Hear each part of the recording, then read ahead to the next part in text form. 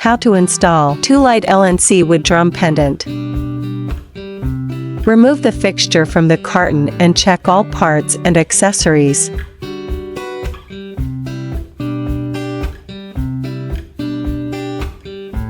Screw the stem on the fixture loop assembly, and then twist the stem onto the shelf bracket.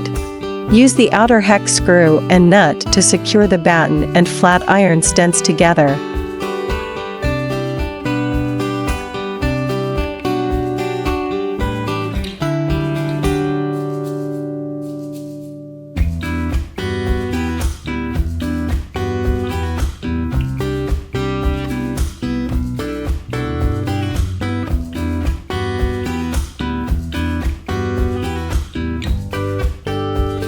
Use the outer hex screw and nut to secure the batten and flat iron stents together. Pass the fixture wires through the chosen tubes. Then screw tubes onto iron frame. Pass the fixture wires through the swivel joint and the canopy, then screw the swivel joint snug onto tube. Install bulbs.